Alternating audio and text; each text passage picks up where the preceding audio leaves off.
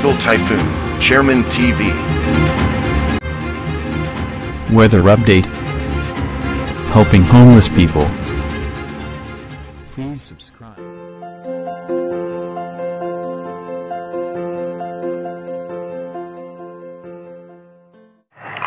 Magandang araw po. Ito po ang latest update natin ngayong araw, March 6, 2025. Patuloy pa rin umiiral sa ating bansa yung easterlies at meron namang pagbugso nung northeast monsoon o yung amihan. Dito po yan sa may parte ng Batanes.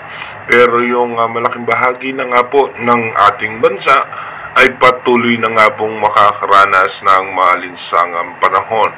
May mga pagkakataon na lalakas ang amihan, pero ito'y hanggang dito lamang sa may parte ng Metro Manila abot, at may pagkakataon na posible po ito sa mga susunod na araw ay umabot hanggang sa parte lamang ng Bicol Region.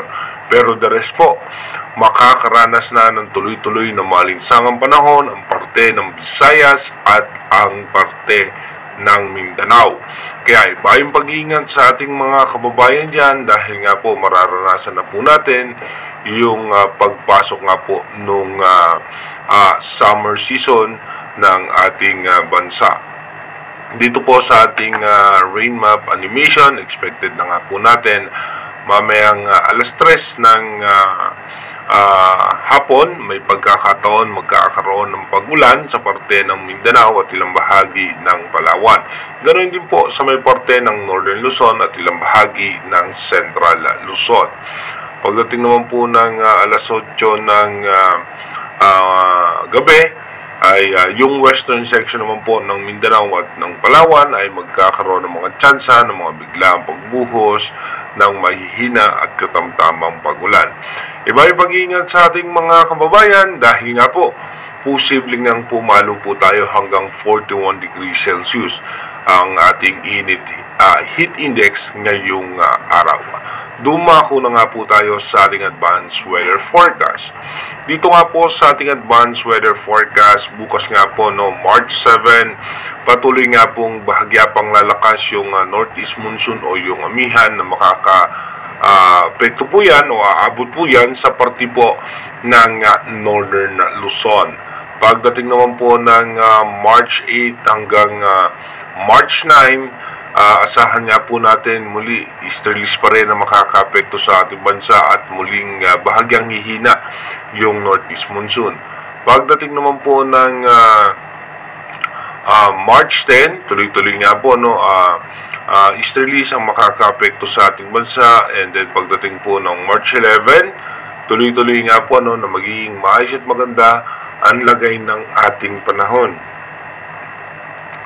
By March 13, expected na nga po natin na mainit at malinsangan pa rin po ang lagay ng ating panahon, at wala pa rin naman tayo nakikita o posibleng imomonitor na posibleng bagyo na direktang makaka-apekto sa ating bansa. At pagdating naman po ng March 16, may tsansa nga po ng mga pagulan pa rin sa may parte ng Mindanao, at may tsansa na may pagbugso ulit ng northeast monsoon, pero sa may parte po ulit yan ng extreme northern Luzon. By March 17, expected nga po natin mararanasan muli yung amihan sa parte po ng northern Luzon. Pagdating naman po ng March 18 hanggang March 19, dito po may pagkakataon yung amihan ay bababa po yan sa parte po ng Metro Manila, at magkakaroon naman po ng shear line na makaka-apekto sa parte naman ng Visayas. Pagdating naman po ng March 19, expected natin shear line, magpapaulan po yan sa may parte ng Visayas. At pagdating po ng March 20, expected na po natin na meron pa rin po tayong northeast monsoon hanggang sa parte po ng Metro Manila. Pero yung shear line nga po ay magpapaulan po yan sa ilang bahagi ng Visayas at ng Bicol Region. Meron man tayong mga kumpulan ng kaulapan dito nga po sa may parte ng Mindanao, At as of now, mababa pa naman ang chance nito na maging isang bagyo dahil posible nga po ito maging low pressure area.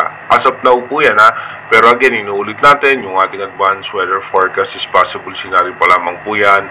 Malaki pa rin po ang chance na magbago po lahat yan. Kaya manatili tayong tumutok sa ating advanced weather forecast para malaman natin yung mga posibleng sama ng panahon na makaka-apekto sa ating bansa. Mag-iingat po tayo palagi.